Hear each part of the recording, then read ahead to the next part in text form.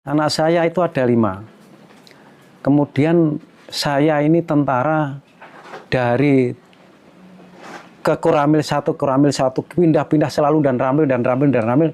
Tapi saya itu nggak bisa nyari duit. Yang saya andalkan hanya dari gaji. Gaji bulanan? Ya, gaji bulanan. Dan prinsip saya walaupun sedikit harus halal. Saya beli kambing itu secara bertahap mungkin sekitar 80 jutaan lah. Total uang kos ya. Kemudian selama 2001 mulai sehingga sampai 2023 itu saya sudah bisa menikmati hasilnya yang saya jual itu kira-kira 150 juta sudah lebih. 150 juta itu Pak? Iya. Dari kambing full itu? Dari kambing. Kemudian yang dulu aset dari 80 juta itu diperkirakan sekitar 20 sampai 25 ekor. Itu begitu 2023 itu sudah sekitar 50 ekor. Sehingga saya berkewajiban untuk mengeluarkan zakat 1 kambing setiap 40 kan. Nah ini setelah 2023 hingga 2024 ini sudah mulai ada perkembangan lagi kira-kira sekitar menjadi 70 ekor itu.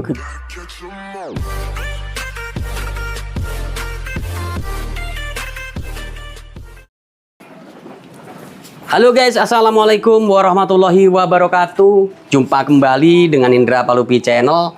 Kali ini saya kembali berkunjung di sebuah peternakan guys. Peternakan ini ceritanya pasti bagus, karena ini ownernya seorang purnawirawan guys. Nah kenapa sih setelah purna tugas kok bisa terjun di peternakan? Kita gali informasinya. Tapi buat kalian yang baru bergabung dengan channel ini, silahkan bantu subscribe, like, comment, and share. Tekan tombol loncengnya agar teman-teman bisa dapat notifikasi setiap saya upload video. Halo Pak, assalamualaikum Pak. Waalaikumsalam warahmatullahi wabarakatuh. Nama saya Haji Ahmad Roji. Saya pensiunan purnawirawan TNI, pangkat terakhir Kapten. Alamat di Kelurahan Rejomulyo, Metro Selatan. Kalau di sini dikenal 26A, dekat lapangan. Kalau peternakan saya ini sebenarnya awalnya sudah agak lama. Sekitar tahun 2007 saya beternak sapi dulu. Begitu 2020 itu saya rubah kambing. Karena yang pertama sapi itu pekerja saya itu kan harus membersihkan kandang dengan jumlah yang cukup banyak, jadi sangat berat. Sementara mencari tenaga kerja itu juga tidak gampang, maka saya rubahlah kandang 2 ini menjadi kandang kambing. Kenapa saya memilih kandang kambing? Karena kambing itu ada nilai ekonomis yang lebih dari yang lain.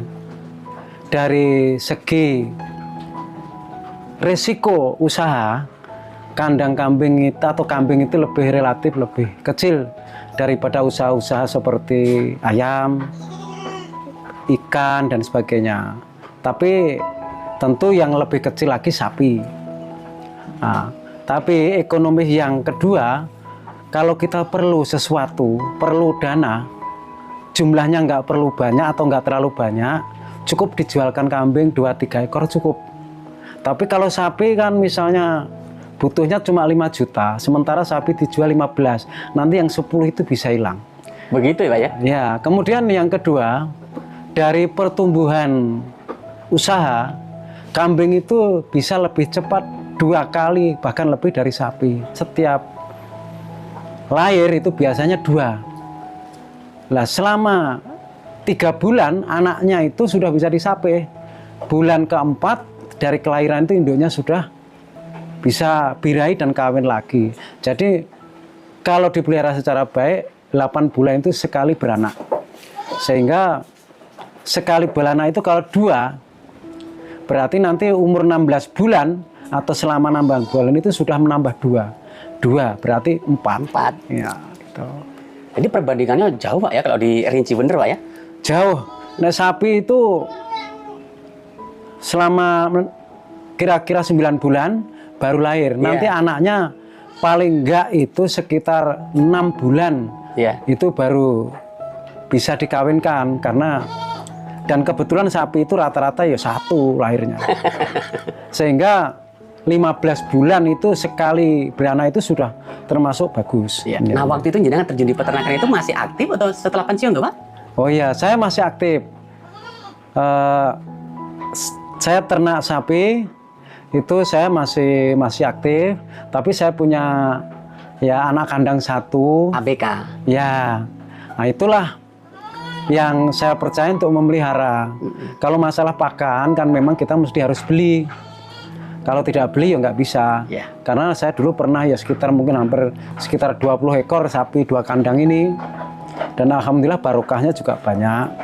Tetapi semakin ke sini ya kembali lagi karena pekerja itu juga tidak gampang mencari. Mereka mungkin lelah sehingga saya berubah ke kambing karena yang pertama dulu waktu saya masih muda, waktu dinas di Madiun, saya juga udah ternak kambing etawa. Oh, punya basic juga berarti, Pak? Iya, jadi kalau urusan kambing, apakah itu kaitan dengan genetika, kemudian ya cara pemeliharaan, terutama breeding itu ya saya mungkin ya sudah sangat pengalaman. Sudah berapa tahun, Pak, untuk di kambing ini, Pak? Ini saya mulai ini 2021. Saya rubah kandang saya ini tak jadikan kandang kambing 2 tempat ini. Kemudian saya pesan kambing Senduro di Lumajang, PT Etawa Senduro itu, Etawa Jaya itu. Ya saya kira-kira sekitar 40 juta saya kirim, kemudian dapat 9 ekor. Kemudian sambil berjalan saya tambah kambing bur. Kemudian setelah setahun saya berpikir kambing itu harus bisa ngopeni diri sendiri. Maka saya berupaya untuk merubah ke arah kambing perah. Sehingga saya beli bibit Sanen, kemudian ada Sapera, kemudian kebetulan dapat kambing pejantan Anglo itu. Sehingga mulai sekarang ini saya sudah membuat pembibitan induk kambing perah ya sudah kira-kira sudah hampir 10 bulan, jumlahnya sekitar sudah dapat 15 ekor. Saya beli kambing itu secara bertahap mungkin sekitar 80 jutaan lah total uang kos ya. Kemudian selama 2001 mulai sehingga sampai 2023 itu saya sudah bisa menikmati hasilnya yang saya jual itu kira-kira 150 juta sudah lebih. 150 juta itu, Pak? Iya. Dari kambing full itu? Dari kambing. Kemudian yang dulu aset dari 80 juta itu diperkirakan sekitar 20 sampai 25 ekor. Itu begitu 2023 itu sudah sekitar 50 ekor. Sehingga saya berkewajiban untuk mengeluarkan zakat 1 kambing setiap 40 kan. Nah ini setelah 2023 hingga 2024 ini sudah mulai ada perkembangan lagi kira-kira sekitar menjadi 70 ekor itu. Ya sebenarnya kalau kambing itu ya sangat bagus. Artinya ya modal yang sedikit pun secara bertahap itu akan bisa berkembang dengan baik. Dan yang jelas kalau sudah mulai berkembang banyak, seperti saya ini ya setiap bulan saya jual kambing itu ya 2 ekor yang umur sekitar 10 bulan untuk makani kambing-kambing yang lain. Tetapi dalam 1 bulan itu kan yang lain itu bisa 6, bisa 8, bisa 10 karena kambing-kambing induk yang produktif itu ya kira-kira sekarang ini sekitar 25 ekor itu kan mereka sudah mulai antri kan secara bertahap waktunya, ada yang baru hamil 2 hari, ada yang sebulan, ada yang 3 bulan, ada yang hampir melahirkan begitu. Bahkan dulu saya waktu memulai saya konsul sama Pak Heri Winarko itu yang ternak di 21 itu, tak suruh ngerap biaya kambing saya itu sebulan berapa. Jadi beliau memberikan setelah meminta data termasuk ya pakan-pakan bank pakan yang saya siapkan, kemudian saya harus beli seperti pakan daun singkong, kulit segala macam, ada ditemukan kesimpulan per ekor itu setiap hari sekitar 1.500 semua. Per harinya? Iya. Jadi kalau 2.000 pun kalau kita hitung, kalau misalnya 2.000 berarti dalam sebulan kan kira-kira cuma 60.000. 60 ribuan. Ya, 60.000. Iya. Lah kalau misalnya sebulan 60.000, terus selama 4 bulan berarti kan sekitar 240.000. Lah 4 bulan itu kalau anaknya lahir 2, Iya. ya, itu kan sudah Mencukupi. lebih dari cukup. Iya, ada mencukupi. Gitu. Artinya peternakan itu kalau dikelola dengan baik, itu bisa dijadikan usaha utama, Pak ya? Betul. Prinsipnya saya melihat ternak-ternak besar seperti Santori, mungkin Rumah Jaya, mereka ini semua yang dia usahakan, apakah itu tanahnya, apakah itu tanamannya, apakah itu panennya, apakah itu pupuknya, apakah itu membuat pakan, semuanya membayar. Tetapi mereka tidak bangkrut. Nah, jadi logikanya, walaupun kita mungkin tidak bisa mencari pakan sendiri, tapi selama ada kemauan dan dihitung yang baik, tidak mungkin rugi namanya ternak itu. Pasti ada rumusnya pasti itu. Iya, ada rumusnya. Dan orang Jawa itu punya apa ya, tradisi bahwa kita itu harus punya kegiatan terutama rojokoyo, apakah sapi, kerbau, kambing, karena itu sangat-sangat apa ya, ekonomis. Saya ini bagi para pemirsa, anak saya itu ada 5. Kemudian saya ini tentara dari ke Koramil 1, pindah-pindah selalu dan ramil. Tapi saya itu nggak bisa nyari duit. Yang saya andalkan hanya dari gaji. Gaji bulanan? Ya, gaji bulanan. Dan prinsip saya walaupun sedikit harus halal. Karena untuk anak istri. Dan alhamdulillah dengan cara itu, anak-anak saya itu 5 semuanya itu tamatan pondok semua. Pondok semua ya? Iya. Bahkan yang nomor 1 ini sekarang sudah jadi dosen di UIN Malang, sana udah doktor. Wah, alhamdulillah. Nomor 2 juga sudah dosen di UIN Karang. Yang lain juga sudah ada yang guru. Kemudian yang 2 masih kuliah. Semuanya itu ada kemudahan dari Allah. Karena apa yang kita hasilkan untuk anak itu insya Allah halal. Berapa persen, Pak, penghasilan dari peternakan ini yang bisa masuk ke dana pendidikan anak-anak, Pak? Ya, kalau saya untuk anak-anak yang untuk kuliah, untuk pondok, itu memang tanggungan saya. Jadi semuanya saya. Jadi terus kalau urusan rumah tangga ya urusan kebutuhan keluarga memang istri. Kita sepakat begitu aja. Nah, jadi alhamdulillah ya tidak ada masalah. Yeah. Kemudian kalau prosentase ya yang jelas itu tanaman akhirat saya dari hasil ternak itu yang jelas untuk anak-anak saya yang di pondok, yang kuliah di perguruan tinggi Islam gitu. Pak Haji, seberapa membantu sih Pak peternakan ini untuk ekonomi keluarga, Pak? Ya, kalau bagi saya sangat membantu.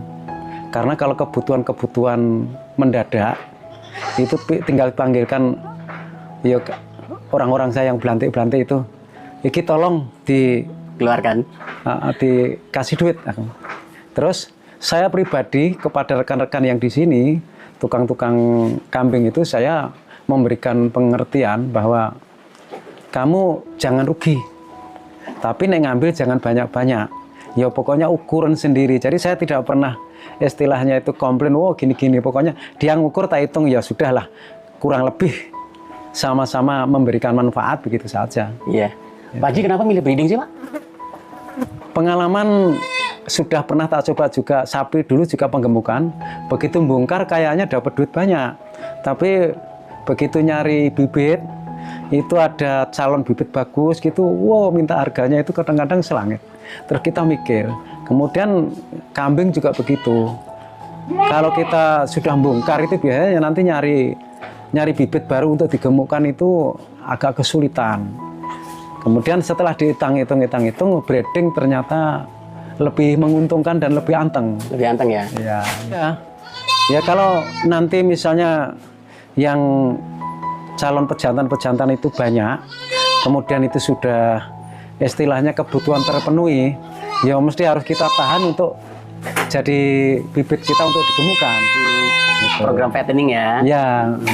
Gitu. Gitu. Pak, selama jenengan jadi seorang peternak Pak, lebihnya ke pengusaha peternakan, itu kendala-kendala seperti apa Pak yang terjadi biasanya Pak? Sebenarnya kalau kendala itu ya walaupun ada ya enggak terlalu membuat kita kesulitan gitu, enggak lah. Kalau dari segi pakan ya kita di Lampung ini surganya ternak. Asal kita mau, sebenarnya itu banyak sekali sumber daya alam yang bisa kita gunakan. Cuma masalahnya kadang-kadang rekan-rekan itu yang tidak mau kerja, tidak mau usaha itu ya mungkin karena memang belum paham bahwa kehidupan itu ada sunatullah, ada hukum alam yang kita mesti harus usaha. Karena usaha itu cara kita menjemput rezeki, bukan mencari, menjemput. Sebenarnya Allah sudah menetapkan ini loh rezekinya, tinggal kita bergerak kemana, lah ketemu disitulah. Jadi prinsipnya orang usaha itu memang perintah kan.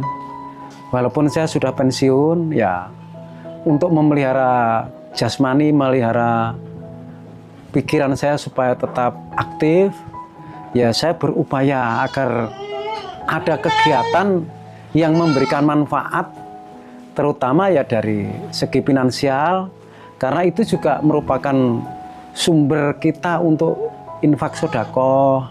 Oh gitu. Kemudian ya yang jelas itu memberikan manfaat kepada lingkungan juga. Seperti contoh di tempat saya ini, kalau ada tetangga itu minta pupuk, tak suruh ngambil-ngambil aja. Oh, udah dijual itu Pak ya? Enggak, kecuali kalau sudah nggak ada yang minta, itu tak tanya perlu nggak, kalau nggak udah diambil orang gitu.